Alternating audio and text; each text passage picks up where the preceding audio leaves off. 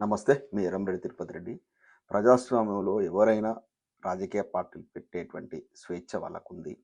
కానీ వారు పెట్టేటువంటి రాజకీయ పార్టీ పెట్టేటువంటి నేపథ్యం ఏంది? దాని వెనుకున్నటువంటి ఉద్దేశ్యం ఏంది? వారు నిజంగానే సమాజానికి సేవ చేయడానికి వచ్చిర్రా? లేకపోతే ప్రజలను కన్‌ఫ్యూజ్ చేసి ఎవరన్నా ఇతర ఎస్టాబ్లిష్ అయినటువంటి రాజకీయ పార్టీని గాని, నాయకుడిని గాని దెబ్బగొట్టడానికి వచ్చిందా? అనేది ప్రజలు విశ్లేషించుకోవాలి. ఇవాళ ఆ కోవలోకి చెందింది కవిత గారు పెట్టినటువంటి తెలంగాణ రక్షణ సేన. ఇంతకుముందు తెలంగాణ రాష్ట్ర సేన అని వారు ఆర్భాటంగా ప్రకటించారు. ఈరోజు కేంద్ర ఎన్నికల సంఘమేమో తెలంగాణ రక్షణ సేన అనే పేరు పెట్టుకోవచ్చు. కానీ దాని మీద ఏం ఆమోదముద్ర వేయలే. దీన్ని మీరు ఫస్ట్ పత్రికా ప్రకటన వేసుకోండి. తర్వాత అభ్యంతరాలు ఉంటే మేము తర్వాత దాన్ని చూసి మేము ఫైనల్‌గా ఇది పార్టీ నేమ్ ఓకేనా కాదా అనేది మేము ఇది చేస్తామని చెప్పి కేంద్ర ఎన్నికల సంఘం తెలిపింది. ఇంతవరకు బాగానే ఉంది. ఇక్కడ ఈ యొక్క తెలంగాణ రక్షణ సేన అని పేరినగానే నాకొకటి కామెంట్ చేయాలనిపించింది. ఇది తెలంగాణ రక్షణ సేన కాదు. తెలంగాణ రాక్షస సేన అంటే బాగుంటదేమో అని. ఎందుకు ఇంత కఠినమైన పదంని వాడాల్సి వస్తుందంటే, ఈ పార్టీ అనేటువంటి కవిత గారు ప్రకటించిన పార్టీ అనేటువంటి ఏర్పాటు వెనకాల కొంతమంది రాకాసి మూకలు ఉన్నట్టు కనపడతాంది. కొంతమంది రాక్షస గణం ఉన్నట్టు కనపడతా ఉంది. ఆ రాక్షస గణం ఏందంటే కేంద్ర ప్రభుత్వంలో కేంద్రంలో వెళ్తున్నటువంటి బీజేపీ నేతలు కావచ్చు, అటు పక్కన మన పక్క రాష్ట్రంలో ఆంధ్రప్రదేశ్లో ఉన్నటువంటి తెలుగుదేశం నేతలు కావచ్చు, అదేవిధంగా మన రాష్ట్రంలో వెళుతున్నటువంటి గుంపుమేత్రి గారి సారథ్యంలో ఉన్నటువంటి నేతలు కావచ్చు. దీని వెనుక ఈ ఘనమంతా ఉండి కవితమ్మను ముందు పెట్టి నడిపిస్తున్నట్టు కనపడతా ఉంది. ఎందుకంటే మహానుభావుడు, గొప్ప నాయకుడు, మొత్తం చిన్న పిరికెడు అంటే పిరికిలి బిగించి ఒక్కడే స్టార్ట్ చేసి సకల జనులు ఏకం చేసి దేశంలో ఉన్నటువంటి ప్రధాన పార్టీలన్నింటినీ ఒప్పించి తెలంగాణకు నై అన్నటువంటి ఎంఐఎం పార్టీని కానీ, కమ్యూనిస్టు పార్టీలను కానీ, టీడీపీని కానీ వాళ్ళతో కూడా తెలంగాణకు అనుగుణంగా జై కొట్టిచ్చేసి 2 జాతీయ పార్టీలను బీజేపీ, కాంగ్రెస్ మెడలు వంచి తెలంగాణ సాధించిన ధీరుడు కేసీఆర్ గారు. మామూలు విషయం కాదు. తెలంగాణలో తెలంగాణ నడిబొడ్డిన హైదరాబాద్లో ఉమ్మడి ఆంధ్రప్రదేశ్ లోపల అప్పుడు శాసనసభలో తెలంగాణ పదమే నిషేధించబడ్డది. అటువంటి సందర్భం నుంచి కేసీఆర్ గారికి ఎన్ని గట్స్ ఉండాలి, ఎంతమంది రాజకీయ ఉద్దండులను తట్టుకున్నాడు. చంద్రబాబు నాయుడు, రాజశేఖర్ రెడ్డి గారిని ఇటువంటి ఉద్దండులను తట్టుకొని ఎన్ని వెన్నుపోట్లు, ఎంతమంది పార్టీలకు వెళ్ళిపోవడం, మళ్ళీ పార్టీని పునరుజ్జీవనం కావడం, ఎంత కష్టపడి ఉంటాడు కేసీఆర్ గారు ఒకసారి ఊహించుకోవాలి. ఎన్ని చూసి ఉంటాడు తన యొక్క ఈ యొక్క 22-23 దశాబ్దాల ఈ యొక్క తెలంగాణ పోరాటం లోపల. అది కేసీఆర్ గారు. ఆ కేసీఆర్ గారు ఎవరికి లొంగడు. బీజేపీ ఏం చేస్తూ ఉందంటే మొదటి నుంచి కూడా కొరకగానే కొయ్యన్నటువంటి నాయకులు ఒక 4-5 ఉన్నారు మన భారతదేశం లోపల. మొత్తం ఇప్పుడు అప్రహతాతంగా అన్ని రాష్ట్రాల పాగా వేసింది. ఒకటి తెలంగాణలో కేసీఆర్ గారు, ఇంకొకరు స్టాలిన్ గారు, అక్కడ మమతా బెనర్జీ గారు, అక్కడ కేజ్రీవాల్ గారు. వీళ్ళు నలుగురు మాత్రం కొరకగానే కొయ్యగా తయారయ్యారు బీజేపీ. అంటే బీజేపీ మాట వినరు, బీజేపీకి ఎట్టి పరిస్థితుల్లో పొత్తు పెట్టుకోరు, బీజేపీతో కలిసి పనిచేయరు.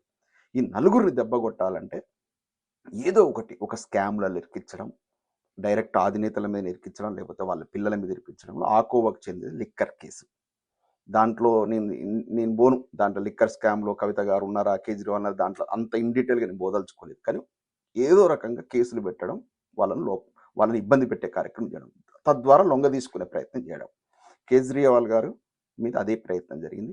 కేసీఆర్ గారి మీద ఏది చూద్దామని కూడా ఎక్కడ కేసీఆర్ గారు లేరు. ఎందుకంటే ఆయనకు అవినీతి అవసరం లేదు. ఆయనకు తెలంగాణ లోపల తన ముద్ర ఉండాలనుకుంటున్నాడు. తన తదనంతరం కూడా తెలంగాణ లోపల కేసీఆర్ గారి ఆ చరిత్ర పుటల్లో ఉండాలని కోరుకునే వ్యక్తి. ఆయన మనీ మీద, వాటి మీద, వీటి మీద ధ్యాస లేదు కాబట్టి దొరకడు. స్టాలిన్ కూడా ఆయన యూపీఏలో భాగస్వామి అని చెప్తున్నా కొంత నికార్స్గానే ఉంటాడు. మమతా బెనర్జీ ఎట్టి పరిస్థితుల్లో లొంగిపోయేటువంటి వ్యక్తి కాదు. ఎందుకంటే పదవుల కోసం నికార్స్గా నిలబడి పోరాటం చేసేటువంటి దీది అని పేరు తెచ్చుకుంది. ఇటువంటి వాళ్ళని ఇబ్బంది పెట్టాలి. గతంలో జయలలిత, ఆమెను కూడా ఇబ్బంది పెట్టారు. ఆమె పరిస్థితి తీసుకొచ్చారు, మనం చూసాం. అంటే ఎవ్వరు వినకపోతే వాళ్ళను ఇబ్బంది పెట్టడం. అందుకే ఆనాడు వచ్చిన లిక్కర్ స్కామ్. ఆ స్కామ్ లోపల కూడా కేసీఆర్ గారు చెప్పారు, నేను లొంగిపోయే సమస్య లేదు, నిన్ను దేహి అనే సమస్య లేదు, నా కూతురు కడిగిన ముత్యం లెక్క బయటకు వస్తాడు. ఎందుకంటే దాంట్లో ఆయన నమ్మిండు, దాంట్లో ఏం స్కామ్ జరగలేదని నమ్మిండు. అంటే మళ్ళీ వేరే రకంగా కూతురు వెనకేసుకొచ్చినట్టు అవుతుందని చెప్పేసి ఆయన ఇన్వాల్వ్ కాలే, ఆయన ఏం కాలేదు. కానీ ఎంతైనా చెల్లెమ్మ కదా అని కేటీఆర్ గారు, ఎంతైనా తన మేనమావ కూతురు కదా అని హరీష్ రావు గారు ఢిల్లీ దాకా పోయారు. చాలా సంఘీభావం ప్రకటించారు, ఎన్నోసార్లు కవితమ్మని కలిసిరు, ధైర్యం చెప్పారు, మేమున్నామని భరోసా. ఆమె కూడా చాలా ఇంటర్వ్యూలు చెప్పింది, రామన్న ఉన్ను హరీష్ అన్న వచ్చారు, నాకు ఇది చేసారు, పార్టీ అండగా నిలబడ్డది. సడన్గా ఏమైందేమో మరి ఈవిడ దాదాపు కొన్ని నెలల పాటు ఆ జైల్లో ఉన్న తర్వాత ఒక రకంగా మానసిక ఒత్తిడితో అయితే కదా ఏదో ఒప్పందాలు జరిగినాయి. బాబు గారు, గుంపు మేస్త్రి గారు, ఆయన శిష్యుడు ఇక్కడ రేవంత్ రెడ్డి గారు, నరేంద్ర మోడీ గారు, వీరి యొక్క ఈ త్రయం అంతా కలిసి కేజ్రీవాల్తో కవితమ్మతో ఒక ఒప్పందం చేసుకుని తెలిసింది. అమ్మ కవితమ్మ, మీ నాయన లొంగి రావట్లేడు, మాకు సరెండర్ కావట్లేడు, కాబట్టి మీ నాయనకి ఇబ్బంది పెట్టేటువంటి ప్రయత్నం చేయాలి, పోయి ఒక పార్టీ స్టార్ట్ చేయాలి, సేమ్ టీఆర్ఎస్ అనేటువంటి పార్టీ వచ్చేలాగా అంటే కూతురే వినట్లేదు అంటే ఒక నైరాశ్యం వస్తుంది శ్రేణుల లోపల. కేసీఆర్ గారు కొంత బలహీనం పడతారు, ఈ కార్యక్రమాన్ని శ్రీకారం చుడతా అంటే నువ్వు ఇళ్ళకెళ్ళి బయటపడతావు. ఇది ఒప్పందం, ఇది ఖచ్చితంగా జరిగింది. అదే కేజ్రీవాల్తో కూడా అది ఒప్పందం జరిగింది. నువ్వు బయటకు వచ్చినంత సైలెంట్ అయిపోవాలి, నీ పార్టీలో ఉన్నటువంటి రాజ్యసభ సభ్యులను మా దాంట్లో పంపించాలి. గతంలో కూడా చూడండి, చంద్రబాబు నాయుడు గారు ఓడిపోగానే జగన్ చేతులప్పుడు ఎక్కడ ఆగమైపోతున్నా అని చెప్పేసి ఇమ్మీడియట్ బీజేపీ ప్రొటెక్షన్ కావాలి సెంట్రల్ గవర్నమెంట్, సుజనా చౌదరిని, సీఎం రమేష్ను, గరికపాటి మొహరం, ముగ్గురు రాజ్యసభ సభ్యులను బీజేపీ పంపించేసిండు. అంటే చూడండి, ప్రొటెక్షన్ కోసం అంటే బీజేపీలో ఇమ్మీడియట్గా తన మనుషులను పంపిస్తడం ద్వారా చంద్రబాబు నాయుడు గారు 5 ఏళ్ళు సస్టైన్ అయ్యాడు. లేదంటే జగన్ చేతిలో నలిగిపోయేటాడు, వైఎస్ జగన్ చేతిలో, ప్రొటెక్షన్ కోసం. ఇవాళ కేజ్రీవాల్ గారు చూడండి, మొన్న జైల్లోకి వెళ్ళి మొన్న కోర్టు తీర్పు వచ్చింది, కవితమ్మను కేజ్రీవాల్ గారు క్లీన్ చిట్ ఇచ్చేసి పంపించగానే ఇవాళ ఆయన పార్టీకి సంబంధించిన ఏడుగురు ఆ రాఘవ్ చెద్దా అనేటోడు అయితే బీజేపీ అంటే అగ్గి మీద గుగ్గిలమయ్యేటోడు పార్లమెంట్. అటువంటి వాడు కూడా అతని సారథ్యంలో 7 ఆప్ ఎంపీలు రాజీనామా చేసి, అంటే నీతి నియమాలకు కట్టుబడి ఉండే పార్టీని పేరు తెచ్చుకుందా ఆ పార్టీలో గెలిచినటువంటి డిఫెక్షన్ ఇవాళ 7 ఎంపీలు బీజేపీ పార్టీలో జాయిన్ అయ్యారు. అయినా కేజ్రీవాల్ ఒక్క మాట మాట్లాడేటాడు, అంటే ఒప్పందం, నీ పార్టీని నువ్వే నిర్వీర్యం చేసుకోవాలి, లేదంటే బిడ్డ నువ్వు జైలుకి వెళ్ళి ఎప్పుడు రావు. అంటే కేజ్రీవాల్ లాంటి వ్యక్తి కూడా లొంగిపోయినట్టు కనపడతా ఉంది. కానీ ఇక్కడ మన ధీరుడు అసలు అసలు ప్రాణాలకు తెగించి కొట్లాడి తీసుకొచ్చినట్టు తెలంగాణ తీసుకొచ్చిన కేసీఆర్ గారు లొంగలే నరేంద్ర మోడీకి. ఏమన్నా వీక్కోరాబాయ్, ఏమన్నా చేసుకోరాబాయ్, నేనైతే రాను. కూతురు జైల్లో ఉన్న కూడా పోలే, ఎందుకంటే ఆయన ఫ్యామిలీ కంటే తెలంగాణ ప్రాణమే తెలంగాణ ప్రజలు. అందుకే 9 ఏళ్లలో ఎటువంటి పాలన అందించిండు కేసీఆర్ గారు, మనం ఒకసారి మననం చేసుకోవాలి. నేను చూసిన మొన్న ఈ మధ్య ఇండియా పోయినప్పుడు కేసీఆర్ గారు కలిసినప్పుడు కేటీఆర్ గారికి నిలబడ్డారు పక్కన. అంటే అంత విధేయత, అంటే తండ్రి కొడుకుల మధ్య అంత విధేయత, అంటే ఆయన కుటుంబ సభ్యులు వీళ్ళు వాళ్ళనేది ఏం లేదు కేసీఆర్ గారికి, తెలంగాణ అంతే. చాలా నిఖార్సు కనిపించింది. నేను మా ఫాదర్ కూడా అట్టున్నాడు, మా ఫాదర్ను చూసినట్టు అనిపించింది. ఇంతవరకు ఇంత చదువుకున్న వ్యక్తిని, ఎన్ఆర్ఐని, నేను 25 లక్షల నెలకు సంపాదించుకునే వ్యక్తిని, స్వయం కృషితో ఎదిగిన మనిషిని, నేను ఎవరికి కూడా ఇంతవరకు దండం పెట్టలేదు.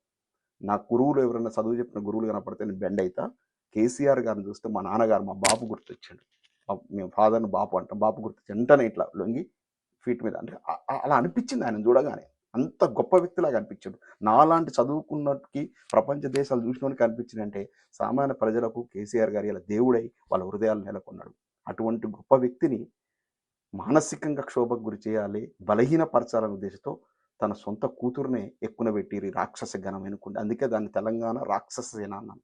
రక్షణ సేన కాదు, తెలంగాణని భక్షించడానికి ఏర్పడ్డ సేన.